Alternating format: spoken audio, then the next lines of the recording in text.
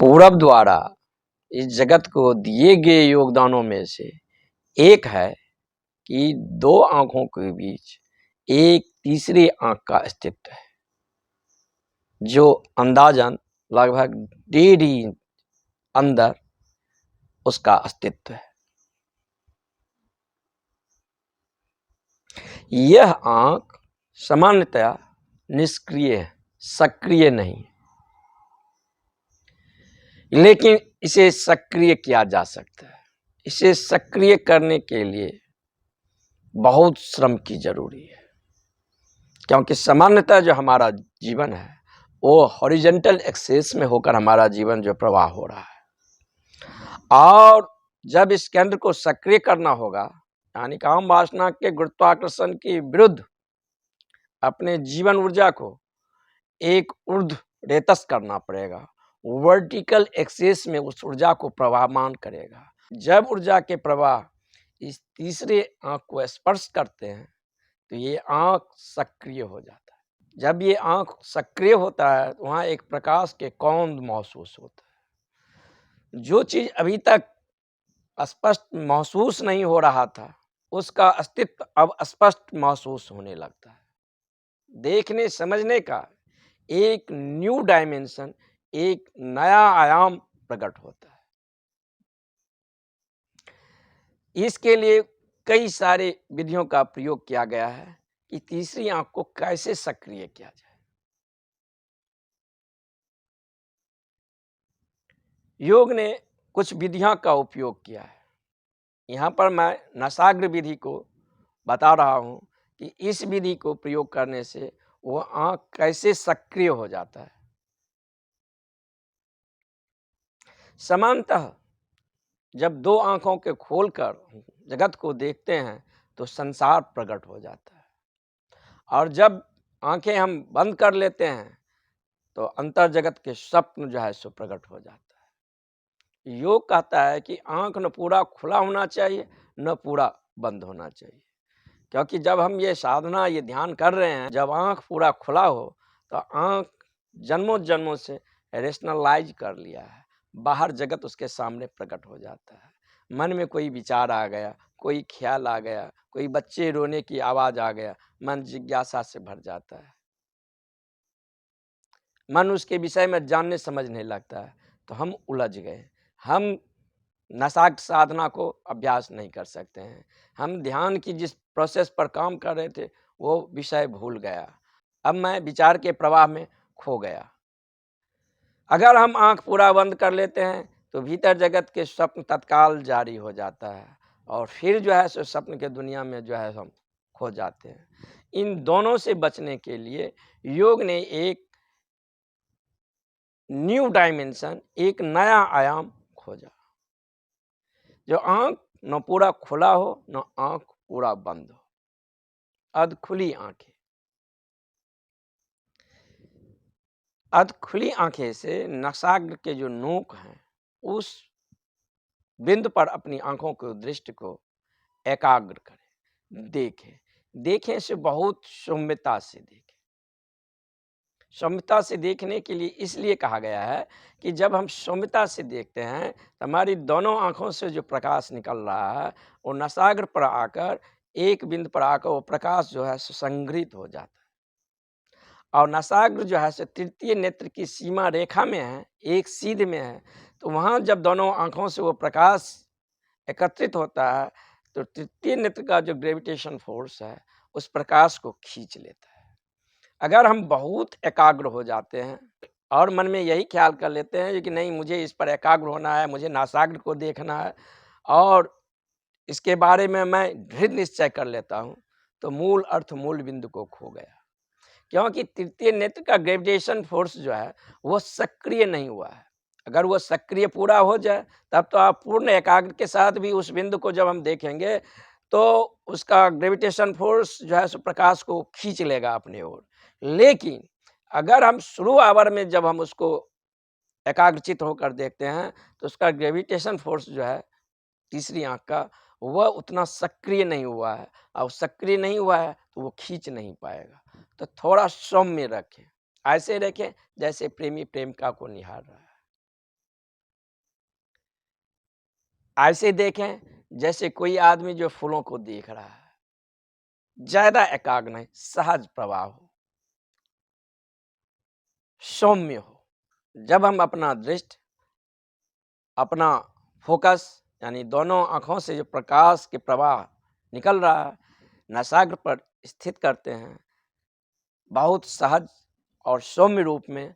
नासाग्र जो है तीसरे नेत्र के सीमा रेखा में पड़ता है, तो तीसरा नेत्र का जो ग्रेविटेशन फोर्स है उस प्रकाश को सहज खींच लेता है। जब वो उसको खींचने लगेगा तो हमें भीतर एक भारीपन महसूस होने लगेगा। वो भारीपन अगर आता है तो उससे हमें उत्तेजित नहीं होना चाहिए, क्योंकि अभी तक तृतीय नेत्र का या तृतीय नेत्र की कोई साधना जीवन में नहीं किए थे। मस्तिष्क ऊर्जा से रिक्त है, तो जब मस्तिष्क में ऊर्जा आएगा तो एक भारीपन महसूस होगा। लेकिन जब हम उस भारीपन की अवस्था से गुजरेंगे तो फिर एक न्यू डायमेंशन प्रवेश होगा, यानी स्टेप बाय स्टेप साधना का रहस्य खुलता चला जाता है। तो बहुत सौम्य होकर हमें अपना फोकस जो है दोनों आँख का वो नासाग्र पर स्थित करना है और उसे सतत देखना है 45 मिनट तक। अगर इस बीच मन में कोई विचार आ गया, किसी प्रवाह में आप चले गए, कोई घटना स्मरण आ गया अतीत का, तो आप तो नासाग्र को देख रहे हैं लेकिन मन मौजूद नहीं है। तो नासाग्र साधना को वहीं बंद कर दें, पहले मन को निरीक्षण करें। मन का निरीक्षण करने का मतलब यह है, एक आकाश है और बादल है। अगर हम बादल पर फोकस करते हैं तो बादल आता जाता रहता है आकाश में, हमारा फोकस बादल पर ही रहेगा। हमारा फोकस बादल पर न होकर हमारा फोकस जो है अंतर आकाश के प्रति होना चाहिए। हमारा फोकस अगर विचार पर चला जाएगा तो विचार तो अनवरत दौड़ता रहता है और उसका गतिमयता इतनी तेज है, एक विचार के बाद दूसरा विचार, दूसरा विचार के बाद तीसरा विचार। मैं इसको नहीं देखूंगा, विचार पर फोकस नहीं करूंगा। कोई विचार आया, वह वर्तमान के प्लेटफॉर्म पर वो विचार आकर अपना नृत्य किया और नृत्य करके वो विचार फिर विदा हो जाए। वो विचार शुभ का हो या अशुभ का हो, या किसी के मंगल के कामना को हो, या वो वासना के विचार, जो भी हो, वो विचार जो है सो गत्यात्मक है, ठहरना उसका स्वभाव नहीं है। तो हमारे चित्त को 3 अवस्थाओं में बांटा गया है, अतीत, वर्तमान, भविष्य। अभी हमारे जीवन में अतीत की घटना जो है सो वर्तमान के प्लेटफॉर्म पर जो है सो अपना नृत्य करता है, तो कभी भविष्य का कोई महत्वाकांक्षा, डिजायर और वासना वर्तमान के प्लेटफॉर्म पर जो है सो अपना नृत्य करता है। वर्तमान का जो अस्तित्व है उसे मुझे अनुभव नहीं होने देता है। तो हमें अपना दृष्टि वर्तमान के प्लेटफॉर्म पर स्थित करना है।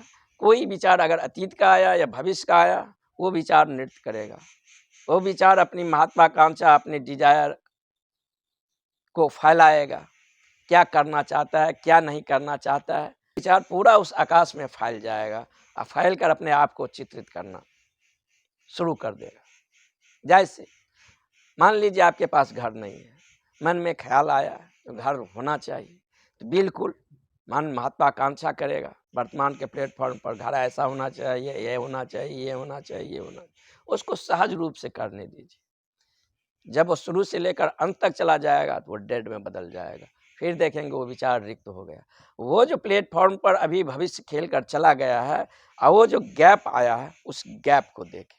ये बादल हुआ, ये आकाश है। इस आकाश पर दृष्टि दे, इस पर नहीं दे कि मन में अभी कोई स्त्री का ख्याल आया तो उस स्त्री के साथ मन क्या क्या करना चाहता है, कैसे उसे देखना चाहता है, उसके साथ कैसे रहना चाहता है। मन को पूरा छूट दे दे कि कोई मन के साथ संघर्ष नहीं करेंगे। यदि हम विचारों को पीछा करने लगते हैं तो हम खो जाते हैं। यदि हम विचारों का अनुसरण करने लगते हैं तो भी हम खो जाते हैं। यदि हम विचारों के साथ संघर्ष करने लगते हैं तो भी हम खो जाते हैं। तो हमें क्या करना चाहिए? हमें निरीक्षण करना चाहिए, एक वैज्ञानिक के समान। वर्तमान के प्लेटफॉर्म को अतीत भी उपयोग कर रहा है और भविष्य का हमारी महत्वाकांक्षा, डिजायर भी उपयोग कर रहा है। मन कभी अतीत के स्मरणों से भरा हुआ होता है, मन कभी भविष्य के महत्वाकांक्षा, डिजायर और वासना से भरा हुआ रहता है। उस नृत्य को देखें। मान लें कि किसी लड़की का ख्याल आ गया है, मन में उसका प्रतिबिंब बनने लगा है, मन उसके साथ कुछ करना चाहते, छूट दे दे, पूरा रस्सी दे दे, कुछ नहीं करे, क्योंकि मन के द्वारा मन के हम पार नहीं जा सकते। पूरा खेलने दे, क्या करता है नहीं करता है पूरा खेलने दे, मात जग रहे, निरीक्षण करे, देखे, होश रहे, मन ये कर रहा है, ये विचार उठ रहा है, इसके प्रति अवेयर रहे, देखेंगे कि कुछ ही समय के बाद वो विचार अतीत हो गया है, वर्तमान का पृष्ठभूमि जो है, वर्तमान का प्लेटफॉर्म जो है वो खाली हो गया है। वो जो वर्तमान का प्लेटफॉर्म जो खाली हो गया है उसको देखें, वह है अंतर आकाश। दृष्टि इस पर होना चाहिए, दृष्टि बादल पर नहीं होना चाहिए। बादल पर अगर हमारा लगातार फोकस रहेगा तो तब हम उलझ गए, मूल विषय को खो गए। तो हमारा जो फोकस है अंतर आकाश में होना चाहिए। जब हम इस शून्यता को देखते हैं तो ये शून्यता धीरे धीरे बढ़ता है, क्योंकि एक विचार आया, दूसरा आया, तीसरा आया, तो एक विचार, दो विचार, तीन विचार हो गया। लेकिन एक शून्यता आया, दो शून्यता आया, तो एक शून्यता दो शून्यता अलग अलग नहीं होता है। एक शून्यता आया, दूसरा शून्यता आया, दोनों शून्यता मिलकर एक यूनिट बन गया। फिर तीसरा शून्यता आया तो फिर जो है ये शून्यता इससे मिलकर जो है एक यूनिट का रचना कर लेता है। धीरे धीरे ये गैप हमारे चित्त में बढ़ता है, ये है प्रकाश। तो जब हम अपने नासाग्र को बहुत सौम्य और शांति से देखता हूं तो दोनों आंखों से जो ऊर्जा का प्रवाह हो रहा है वहां आकर एक हो जाता है, क्योंकि दोनों आंख जो है सुगंध का प्रतीक है। इस आंख के द्वारा बाहर के जगत को जो भी चीज देखेंगे, जो समझेंगे, वो द्वंद्व में बदल जाता है, द्वि में टूट जाता है। जब हम यहाँ दोनों आंख को, फोकस को नासाग्र पर एकाग्र करते हैं तो इस बिंदु पर जब वो प्रकाश संघटित होता है तो तृतीय नेत्र का जो ग्रेविटेशन फोर्स है वह इस प्रकाश को सहज ही अपनी ओर खींच लेता है। और धीरे धीरे जब उसका ग्रेविटेशन फोर्स बढ़ जाता है बहुत, तब आप इस पर कितना भी ध्यान अपना एकाग्र कर दें, कैसे भी कर दें, तो उसका फोकस ऐसा है, उसका ग्रेविटेशन फोर्स ऐसा है कि वो खींच लिया जाता है। तब भीतर एक न्यू डायमेंशन, एक नया लोक प्रकट होता है। अभी भी मेरे भीतर क्रोध आया या वासना का उदय हुआ या कोई महत्वाकांक्षा का स्वर उठा है या अतीत का स्मरण होता है, इसे कौन जानता है? कोई तो जानने वाला होगा, कोई तो देखने वाला होगा, क्योंकि दो आंखों से तो विचार, क्रोध, वासना तो दिखाई नहीं देगा। वो जो जानने वाला है, द कैपेसिटी ऑफ नोइंग, वही मैं हूं। तो अभी हमारा फोकस संसार के प्रति है, लेकिन ऊर्जा जिस स्रोत से बाहर की दुनिया में गति करता है उसके प्रति तो हम सजग हैं। जहां से ऊर्जा निकलता है उस स्रोत के प्रति हमारी सजगता नहीं है, अवेयरनेस नहीं है। तो वो स्रोत है हमारा थर्ड है, वहां से प्रकाश लगातार बाहर जो है सो निकल रहा है। तो मुझे स्वयं यानी सेल्फ का विस्मरण है। हमें इस साधना के द्वारा हमारा भीतर एक नया क्रिस्टलाइजेशन होता है, एक नया केंद्रीकरण होता है, और सेल्फ रिमेम्बरिंग, जिसे ग्रेजेफ ने क्रिस्टलाइजेशन का, उसका बोध होता है अपनी निज का अस्तित्व का। हमारा आइडेंटिफिकेशन, हमारी झूठी मान्यता, मैं शरीर हूं, मन हूं, भावना हूं, समाप्त हो जाता है, क्योंकि मुझे अपने मूल उद्गम, मेरे भीतर वो प्रकाश का बोध, उसका जो है मेरे सामने प्रगटीकरण हो जाता है और निज स्वभाव को जान लेते हैं। लेकिन तंत्र ने कुछ अवधारणा दी है। तंत्र ने अवधारणा दी है कि इस साधना करने से पहले थोड़ा सा शरीर और मन और भावना के तल पर शुद्धि जरूरी है, क्योंकि ये शक्ति की भूमि है। यहाँ पर पहुंचकर साधक बहुत शक्तिशाली हो जाता है और यहाँ कर्म का अस्तित्व नहीं है। यहाँ एज ए उसका थॉट और घटना घट गया। थोड़ा सा भी किसी का बुरा ख्याल आ गया या विचार आ गया, किसी के बारे में हम किसी प्रकार के गलत अवधारणा सोच लिए, वो घटना वहाँ घट जाएगा। अभी आप किसी के बारे में कितना गाली दें, किसी के बारे में कितना अभिशाप दें, या सोचें जो कि वो मर जाए, फलना हो जाए, हत्या हो जाए, कुछ नहीं होगा। लेकिन तृतीय नेत्र के भूमि पर पहुंचकर अगर मन इस प्रकार के भावों से अशुद्ध है तो घटना तुरंत घट जाता है। फिर समय भी इतना नहीं बदलता है जो कि हम इस विचार को रिप्लेस करके उसके स्थान पर मंगल कामना के विचार से भर जाए। तो 45 मिनट तक मन पर अपना जो है सो प्रकाश के फोकस को स्थित करें। बीच में अगर विचारों को ख्याल आ जाता है तो उसको तुरंत निरीक्षण करें। जब वह जा चुका होता है तो पुनः नसाग्र की साधना शुरू कर दें। दोहरा यहाँ प्रयोग किया गया है। दोहरा प्रयोग करने से ये विधियां और शक्तिशाली हो गया है और ऊर्जा का प्रवाह जो है से तृतीय नेत्र की ओर बाढ़ के समान बढ़ जाता है। लेकिन एक बात और ख्याल रहे कि जब भी बैठें रीढ़ सीधा करके, क्योंकि जब ही हम रीढ़ सीधा करके 90 डिग्री का कोण बनाता हो रीढ़ जमीन से, तो हमारे पास जो काम वासना का ऊर्जा मूलाधार पर एकत्रित है वो ऑटोमेटिक जो है सो ऊपर की ओर बहने लगता है। तो एक साथ जो है प्रयोग द्रुतगामी हो जाता है।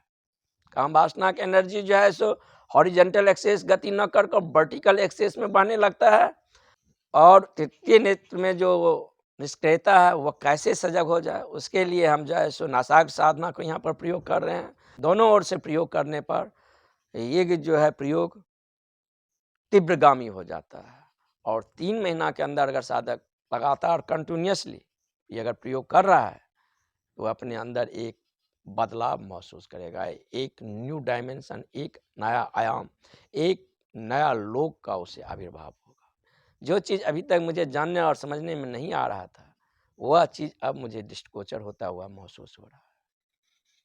अब आदमी पर फोकस पड़ते हुए उसकी चेहरे ही नहीं दिखाई देता है, उसका आभा मंडल भी दिखाई देता है। अब किसी आदमी का वक्तव्य सुनकर हम उसके वक्तव्य पर ही निर्णय नहीं लेते हैं, उसका आभा मंडल उसके साथ गवाही दे रहा है कि नहीं।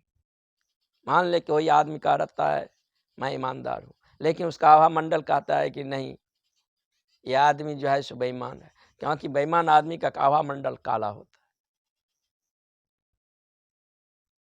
है। आभा मंडल के साथ उसके वक्तव्य अगर मेल नहीं खा रहा है तो आप फौरन समझ जाएंगे कि आदमी जो है जो बोलता है वही इसका भीतर जो है सो पर्सनैलिटी नहीं है, व्यक्तित्व नहीं है, इसके भीतर कुछ और आयाम है। ये उस मछली मार की तरह है, आया है मछली मारने के लिए, लेकिन कांटा वैसे नहीं लटकाया है, कांटा में आटा देकर लटकाया है। मछली आया आटा खाने के लिए, आटा खाया कि कांटा में फंस गया। इसी तरह आदमी का जो पर्सनैलिटी होता है, चेहरा होता है, दिखाने के लिए कुछ और भीतर कुछ और। दिखाने के लिए शिष्टाचार बस अपना अलग अलग पर्सनैलिटी शेडो चेहरा बनाया है, छाया व्यक्तित्व। क्योंकि हम अपना मूल चेहरा ही दिखा दें तो आदमी तो बैठने भी नहीं देगा, क्योंकि गलत को भी चलने के लिए थोड़ा जो है सो सत्य के पाँव चाहिए। कोई चीज़ गलत पूर्णतः जो है नहीं चल सकता। अगर ऐलान कर दे मैं बेईमान हूँ तो नहीं चल सकता, उसको भी थोड़ा झूठ को सहारा लेना पड़ेगा, थोड़ा सत्य के बैसाखी लेना पड़ेगा। तो इस साधना में जो है सो अपना फोकस आप नासाग्र पर स्थित करें और उसको लगातार जो है सो देखते रहें। अगर बीच में विचारों को प्रवाह आ रहा है तो उसका निरीक्षण करें। जब वह प्रवाह बंद हो जाए फिर नासाग्र पर दृष्टि डालकर 45 मिनट तक कंटिन्यूअस देखता रहना चाहिए। फिर धीरे धीरे तृतीय नेत्र की जो ग्रेविटेशन फोर्स है वो सक्रिय हो जाता है। जब वो सक्रिय हो जाता है तब आप एकाग्रचित्त भी हो जाए, उठें बैसें हंसें, वो प्रयास रहित ध्यान पहली बार वहाँ शुरू हो जाता है। क्योंकि तीसरे नेत्र को जब भी ऊर्जा स्पर्श करता है तो ध्यान में तब आपको एफर्ट नहीं करना पड़ेगा, प्रयास नहीं करना पड़ेगा, प्रयास रहित चॉइसलेस अवेयरनेस। अभी सजगता के लिए मुझे सजग होना पड़ता है, लेकिन सजगता सहज घट जाता है। ऐसे घट जाता है जैसे श्वास लेते हैं और छोड़ते हैं। मैं तो श्वास नहीं लेता हूँ न छोड़ता हूँ, ऑटोमेटिक हो रहा है। ऐसे जो है सजगता ऑटोमेटिक हो जाएगा। लेकिन जब तक वो सक्रिय नहीं हुआ साधक को कठोर श्रम करना पड़ेगा, क्योंकि लाखों लाखों जन्मों से हमारे मन का पैटर्न इस प्रकार हो गया कि मन नीचे की ओर बह रहा है। क्योंकि मन जब तक रहेगा, मन के द्वारा जो प्रवाह होगा वो नीचे की ओर होगा। हमें प्रवाह को जो है ऊपर ले जाना पड़ेगा। तो हमें पूरे काम वासना के ग्रेविटेशन फोर्स के विरुद्ध जैसे अपनी ऊर्जा को प्रवाहमान को ऊपर की ओर वर्टिकल एक्सेस में गति देना होगा। इसके लिए जो है सो साधक को संकल्प का प्रयोग करना चाहिए, क्योंकि ये जो भूमि है यहाँ जब तक आप छत्री नहीं होंगे तब तक नहीं गुजर सकते। छत्री का मतलब जो संकल्पवान है। क्योंकि आपका संकल्प थोड़ा भी कम हुआ तो मन जो है सो नीचे गिरना शुरू हो गया। तो मन को बांधा जा सकता है, एक संदेश में लाया जा सकता है, वह संकल्प के द्वारा। तो जीवन में छोटा छोटा संकल्प लें। कभी बैठे हैं 5 मिनट नहीं बोलेंगे तो नहीं बोलेंगे। कभी बैठे हैं जो कि 10 मिनट आंखें बंद किया हूं तो 10 मिनट अब आंखें बंद किया हूं। कभी रास्ता से गुजर रहे हैं, आज दीवार के पोस्टर नहीं पढ़ूंगा तो नहीं पढ़ूंगा। दिन में छोटा छोटा 3 निर्णय लें। अगर हम इस प्रकार का छोटे छोटे निर्णय लेते चले जाते हैं तो हम संकल्पवान हो जाते हैं। जो संकल्पवान होता है वह आत्मवान हो जाता है। तो ये जो हमारे मन की गति है, ये जो हमारा बार्गेड मन है, ये जो हमारा आवारा मन है, इसका प्रवाह, इसका गति इसी कारण है कि मेरे भीतर संकल्प नहीं है। और चाहे बाहर जगत में जो भी सफलताएं हो या भीतर जगत की सफलताएं हो, संकल्प दोनों के लिए जरूरी है। संकल्प सफलता के द्वार है।